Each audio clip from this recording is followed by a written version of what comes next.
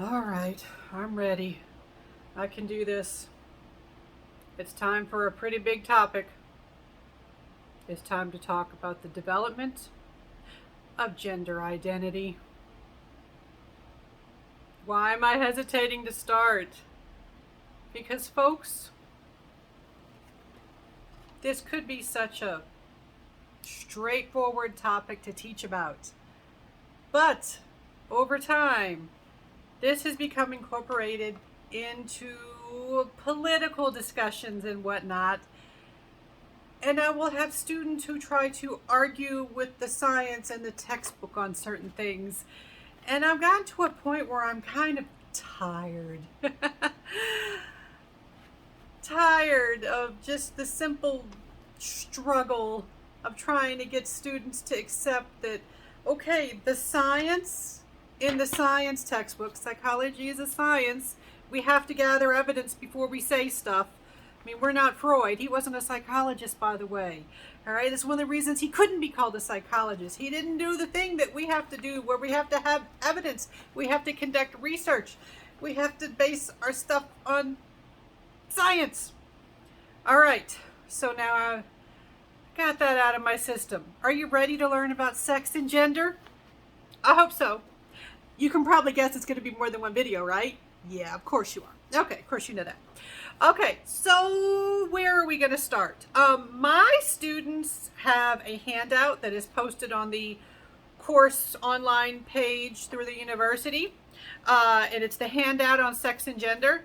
And I've had lots of students over the years bomb tests and quizzes because they're like, oh, I didn't know you wanted me to read that. Why would I give you something I did not want you to read? Oh, well, I didn't think we had to read it if it's not in the textbook. Consider that handout an extension of your textbook. It is required reading. It is assigned reading. You need to read that handout. Okay. Another thing that has made me tired over the years. You didn't want us to read all that. Yes, I typed all of that up because I want you to read it. Why do I have this long handout about sex and gender?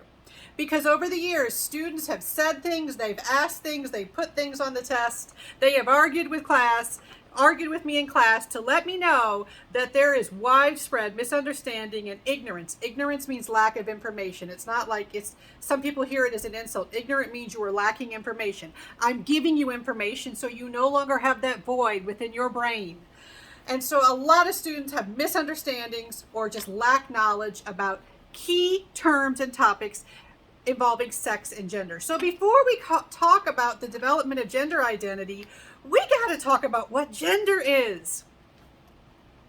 What is it? It's not the same thing as sex, first of all. When we say sex, we mean one thing. Gender is another thing. So many people online, on social media, right now, today, are making claims about gender that's not only are false, but also they're not really talking about gender, they're talking about sex. So, sex involves biological differences. Sex is based in biology. These are biological differences allowing one to be identified as male or female or intersex. Because there are not just two categories of sex. As much as people love to say, it is simple, it is straightforward. Any idiot knows that there are only two sexes. No, there are more than two sexes. There is another category, intersex, and this is not something that someone with a political agenda made up. It's been there for a long time. You just probably weren't taught it for simplicity. If you learned about sex in like 5th grade, for example, they probably were keeping things simple. They kept things simple back in elementary school. So they didn't bother to say, oh, by the way, there's another one to make things more complicated. All right, it's always been there. Any biologist can say, yeah, I can show you all these old it's been there. Okay, all right, so we have to acknowledge the existence of intersex individuals. Before we get into intersex in detail, what is sex based on? If this was an in-person class, I'd sit back and say, okay, folks, how do you know someone's sex? And people look around like this is a trick question, right? You look at whether they have a penis or vagina. This one's pretty obvious. That's not the complete answer, though. Sex is based on multiple factors, but generally there are three general aspects of sex, three general types of sex that come together to give you a final declaration of someone's sex. So first, we have chromosomal sex. We've talked about this in previous videos when we talked about prenatal development. We talked about chromosomes. In the 23rd pair of chromosomes, for those who have a pair, most people do have a pair. Some people have one less or one more chromosome in that location. Most people have either an XX or an XY in the 23rd pair of chromosomes. If you have XX, your chromosomal sex is female. If you have XY, your chromosomal sex is male. Does that mean you are male? Well, usually. But there are two other types of sex that we have to talk about. You also have hormonal sex. Hormonal sex has to do with your hormone levels. Now, regardless of your actual ultimate biological sex, everybody, once they get to a certain, everybody's got estrogen and testosterone. And technically it is estradiol. Yeah, okay. Estrogen and testosterone. Everybody's got those. It's the amount, the balance that you have that goes into considerations of one's hormonal sex. You may have heard that they have started doing things like testing athletes to look at their hormone levels. One of the unfortunate things that has come out about this, and they're doing this because they are trying to prevent transgender individuals from participating in certain sports, and all right, that's a discussion for some other class because it would be a big one. When they do the hormonal testing, what they find is you will find individuals who have a vagina, who are XX, but their hormones are more consistent with the male level of testosterone, and so they fail the hormone test. Chromosomal sex does not necessarily line up with the other types of sex. For most people it does, but for some it does not. So hormonal sex is another type.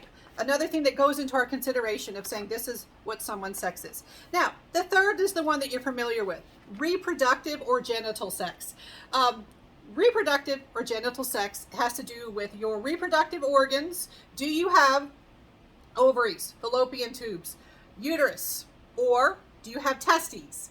Do you have a penis versus a vagina? These are the things that go into your reproductive or genital sex. A lot of people never get their chromosomes tested and never get their hormones tested. A lot of people have only ever had their genitals looked at for a declaration of their sex. But all three of these things come together to say this person is male, this person is female, or this person is intersex. So, what is intersex? Intersex refers to a wide variety of situations where someone has atypical sexual development. They do not neatly fit into the category of male or female. There is something atypical about their sexual development. There are many conditions that can lead to intersex development. This can be genetic factors, exposure to hormones during pregnancy, or lack of response to hormones during pregnancy. I follow a few folks on social media who have intersex conditions, and in some cases they have XX or XY, but they were declared the sex you would not expect at birth because their body did not react normally to the hormone levels that they had. Like you have individuals where at birth they say, okay, you are declared female at birth. They grow up as female, and then they have to go to a doctor for something. Maybe it's fertility related. Maybe it's something else. They get their hormones tested. They're like, oh, interesting. You sure look like a woman, but you have XY. That absolutely can happen. The androgens, testosterone is an androgen. They were exposed to those hormones, but sometimes for a variety of conditions, the body does not respond to that. I also I was following a Twitter account of an individual. They set up the account saying, "Hey, I'm a transgender individual. I will take you through my journey." And they were male, or at least assigned male at birth. They had male genitals, and then they went for chromosomal testing. They were XX. All right, and they have a lot of stuff. Going on that they were getting into with their journey, but they're like, well, isn't that interesting? All right, and when I bring up these examples in class, I have had students come up to me and they say, but this can't be. I'm a biology major. I've taken a lot of biology classes. I'm pre-med. If this existed, I would have learned about it. I'm like, you know what? You should have learned about it. All right, but maybe you haven't learned about it. It's not, it doesn't always get a lot of attention. Typically, people who study transgender individuals, people who are intersex, people who specifically focus on sex and gender in their research, they often know a lot of it, but other people, they're not searching for it. It doesn't always get worked into general discussion in textbooks and whatnot. All right, so intersex conditions can involve atypicalities in the external genitals. You might have a penis that is smaller than usual. You may have lack of testicles or non-descended testicles. The vagina may not fully, they may have a urethra that they can pee through. By the way, 2 holes, people. 2 holes. Baby and urine come out of different holes in a female. I'm always amazed how many students do not know that. So they can have a urethra, but maybe the vagina is not complete. Maybe it does not lead to uterus. They may not have ovaries. And I've known some individuals, or at least known some individuals through online interactions who have a mixture, like they have 1 ovary and 1 testicle. That is possible because of a variety of conditions that are influenced by genes, by hormonal exposure. All sorts of stuff can contribute. And then abnormalities in the sex chromosomes, having 1 more or 1 less sex chromosome. And I've talked about that in a previous video. All right, so a lot of people, when I go over this, they say, well, that's a lot of effort that you're putting into talking about this really rare thing that doesn't even really happen, does it? Okay, intersex conditions, technically they are rare, but they are as common as someone having red hair. A lot of people would probably object if you talked about phenotypic differences in hair color and you never acknowledged that red hair existed. They'd be like, oh, no, I know some redheads. Guess what? You probably know some intersex individuals. You just don't know because they're not walking around with the sign saying, hey, I'm intersex. Hi, how are you doing?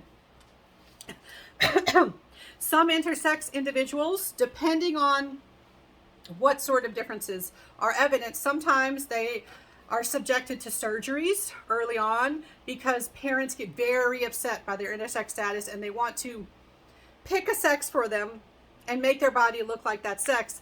But now there is more push in professional circles to say, let an individual become old enough to express their desire and their identity before you do that. So there are some controversial issues with dealing with intersex individuals. All right, now, so sex.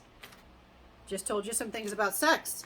A lot of people, excuse me, a lot of people use the term gender when they mean sex. So what the heck is gender? All right, so gender is identity, personal identification as a boy or a man, depending on your age, or a girl or a woman, or a non-binary individual, but we haven't gotten there yet.